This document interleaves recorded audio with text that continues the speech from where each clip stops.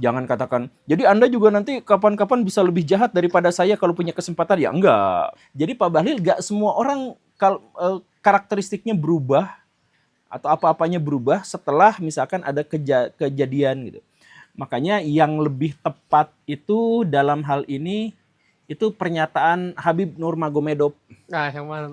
Nah, dia tuh mengatakan gini, kekayaan itu tidak mengubah seseorang. Kekayaan orang itu menunjukkan karakter yang sesungguhnya. Pak Bahlil itu dari dulunya jahat, mungkin cuman nggak punya kesempatan untuk berlaku jahat karena tidak punya jabatan.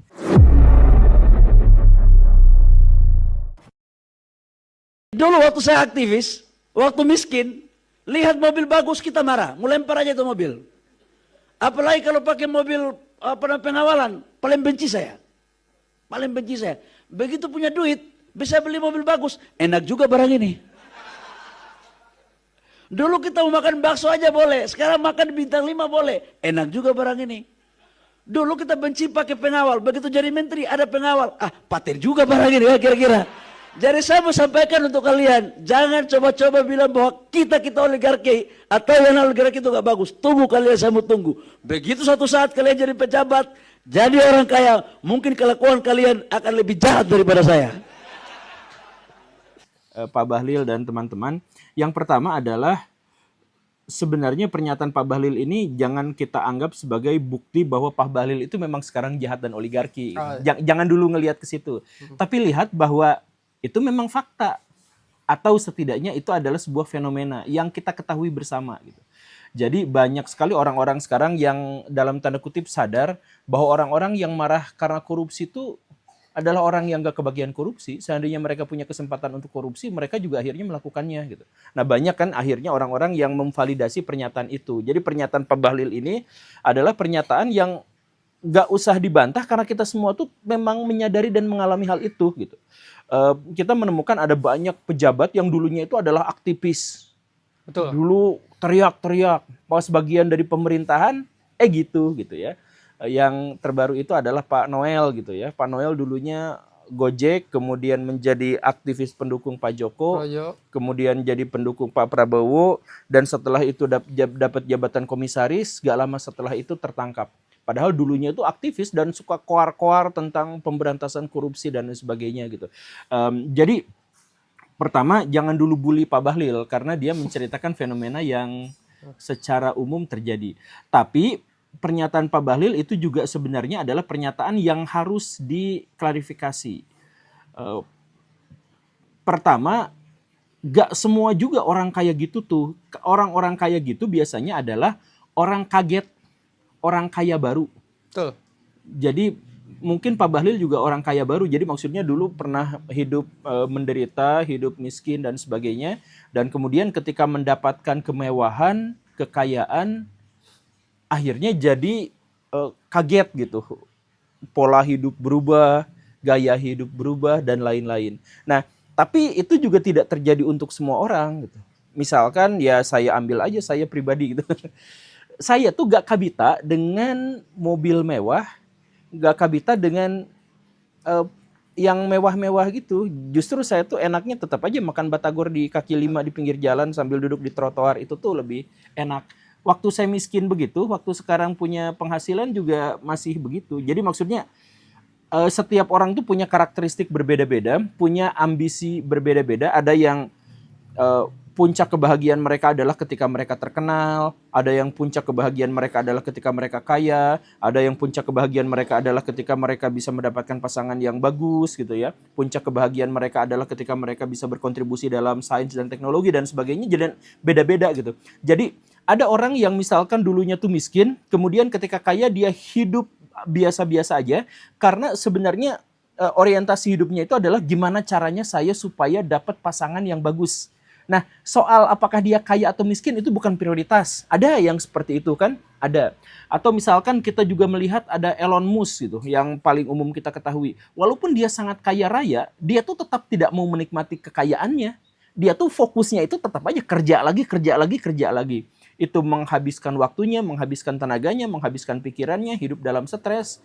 Nah, tapi dia tuh gak mau mewujudkan kekayaannya itu dengan beli mobil super mewah kemudian diflexingin kemana-mana gitu.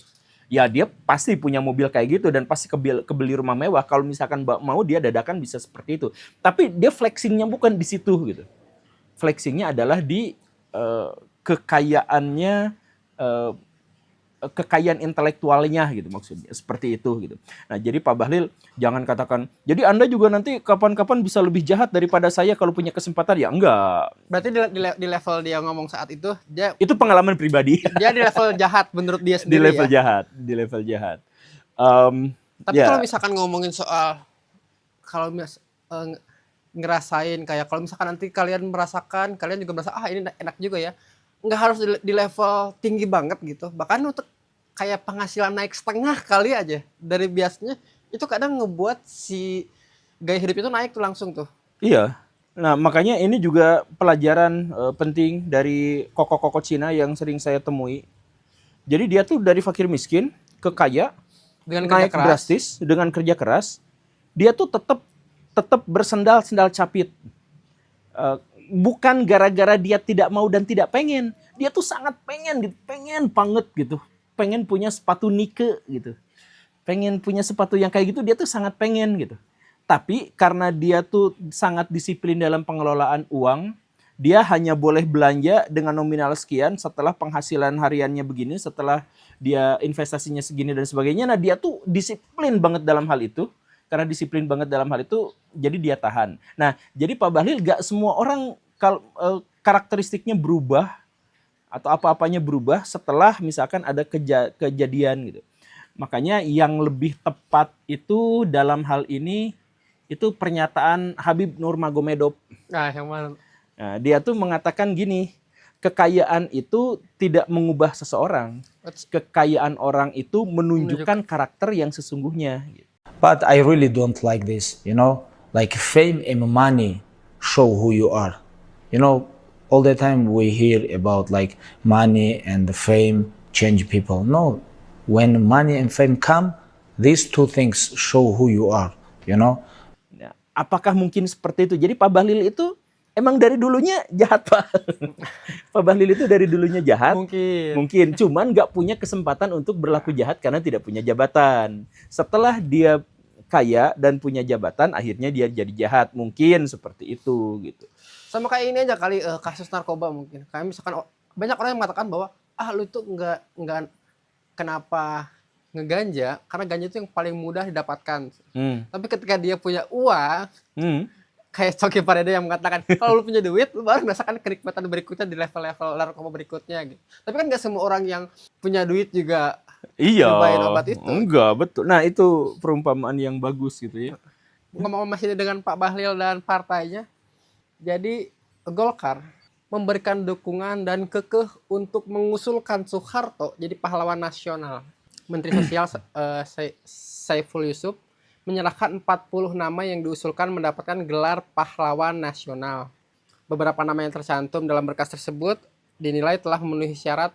Yang telah memenuhi syarat adalah Soeharto, Gus Dur, Marsinah, dan beberapa nama lain. Tapi nama Soeharto yang diajukan menjadi pahlawan nasional itu menuai banyak kritik Pak Guru di masyarakat.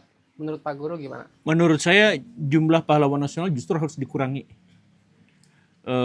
Jadi gini nih, ini asal usul motif kenapa kita bikin pahlawan nasional. Begitu banyak. Jadi masyarakat kita itu adalah masyarakat yang terpisah dalam pulau-pulau yang berbeda-beda, bahasa yang berbeda, latar budaya yang berbeda-beda. Jadi founding parents kita itu selalu berpikir bagaimana caranya kita tuh menciptakan semacam dogma bahwa kita tuh dulunya tuh bersatu dalam satu kesatuan. Kita tuh, karena gini nih, orang Jepang bersatu jadi satu negara tuh jelas. Cutil. Orang bahasanya sama, iya betul. Ciri fisiknya sama, apa-apanya sama, ya kecuali yang Hokkaido, tapi anggap itu mah ini gitu ya. Nah kemudian orang Cina bisa bersatu tuh ya karena bahasanya sama, ciri fisiknya sama, latar historisnya sama, apa-apanya tuh sama gitu. Atau misalkan Amerika Serikat gak punya latar yang sama, mereka beda-beda dari orang Eropa yang berbeda-beda, tapi mereka bersepakat menempati wilayah yang sama itu gitu. Nah sedangkan Indonesia tuh belum memiliki pada waktu itu ya, belum memiliki alasan kenapa kita tuh bersatu selain karena kita pernah dijajah Belanda. Gak ada alasan lain selain itu. Nah, makanya kemudian dibikinlah pahlawan nasional. Pahlawan nasional itu di setiap daerah harus ada perwakilan pahlawan nasional yang menunjukkan bahwa mereka itu berjuang untuk satu negara yang namanya Indonesia. Begitu. Nah, itulah yang menyebabkan jumlah pahlawan nasional di Indonesia adalah yang terpanjang di seluruh dunia. Di Amerika gitu ya, atau misalkan di Rusia, pahlawan nasional tuh di bawah 10, atau kadang-kadang cuma 1 gitu, di beberapa negara tuh cuma 2 gitu. Nah, tapi di Indonesia menjadi sangat banyak.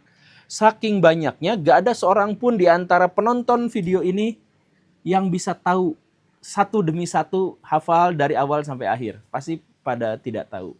Begitu. Nah, dulunya gitu. Sekarang lebih buruk lagi karena sekarang pahlawan nasional itu diikatkan dengan kepentingan politik. Jadi ada orang yang seideologi, ada orang yang sepolitik, kemudian diajukan menjadi pahlawan nasional. Dan sekarang akhirnya bertambahnya menjadi jauh lebih banyak gitu. Nah, apakah Pak Harto itu pahlawan? Itu yang pertama tadi itu ya, soal pahlawan nasional. Kemudian yang kedua, apakah Pak Harto itu termasuk bisa menjadi pahlawan nasional? Bisa. Dari segi apa bisanya?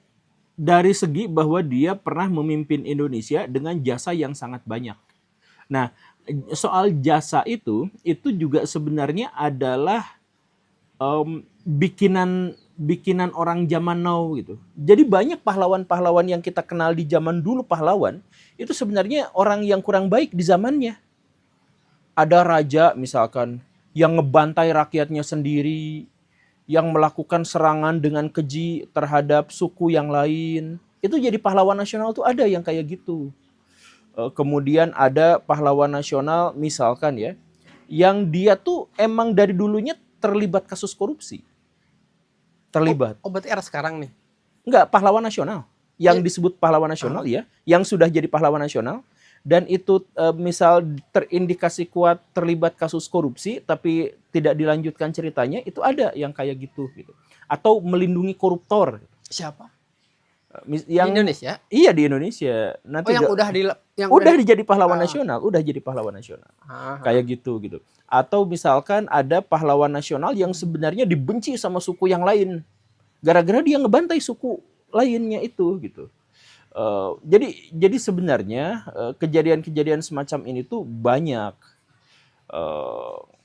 Misalkan terus ditambah lagi, kita tuh kan benci sama komunis dan dianggap sebagai komunis atau PKI itu dianggap sebagai lawan ideologis kita gitu ya. Sampai sekarang. Tapi ada pahlawan nasional orang komunis, orang PKI, ketua PKI malah. Ada yang kayak gitu. Nah, kenapa? Karena dulu diajukannya sama Bung Karno, misalkan. Jadi kita tuh pahlawan nasional itu sangat-sangat debatable gitu. Tapi intinya kalau Pak Harto mau diajukan sebagai pahlawan nasional dengan konteks hanya melihat kebaikannya saja tanpa melihat keburukan, itu sudah pernah terjadi dan sampai sekarang masih terjadi. Begitu. Kalau Gus Dur kan dia diajukan juga tuh. Gus Dur juga kayaknya kriterianya sama seperti yang Pak Guru sampaikan tadi, bahwa pada saat beliau hidup, pada saat masa dia memimpin itu tidak dianggap begitu berarti tuh jasanya. Iya. Baru sekarang tuh. Iya, betul. Jadi Gus Dur itu sebenarnya jasanya itu bukan dalam praktek, bukan dalam kebijakan, tapi jasanya itu dalam pemikiran. Nah, jadi masyarakat Indonesia itu kagum dan kangen dengan pemikiran-pemikiran Gus Dur yang sangat terbuka, yang lucu, yang kritis luar biasa, dan kekritisannya itu tidak pandang bulu gitu. Jadi mau dari dalam golongannya, mau dari luar golongannya, mau kalau dikritik mau kritik aja gitu. Bahkan dia tuh relatif menyerang orang-orang itu. Nah, di zaman itu wah, hujatan caci makinya luar biasa. Sekarang jadi dan diusulkan kemudian menjadi pahlawan nasional. Nah, makanya saya daripada mikir nambah pahlawan nasional, mendingan ngurangin pahlawan nasional itu, karena banyak tokoh-tokoh yang sebenarnya debatable, bisa dibilang hampir semuanya itu debatable. Tapi dia tuh apa ya, dijadikan sebagai pahlawan gitu. Ketika dia jadi pahlawan ya, privilege apa yang keluarganya dapat, karena dianya kan udah nggak ada. Privilege apa yang keluarganya dapat ketika si sosok dari keluarganya itu dijadikan pahlawan? Apa keuntungannya apa? Biasanya dapat tunjangan.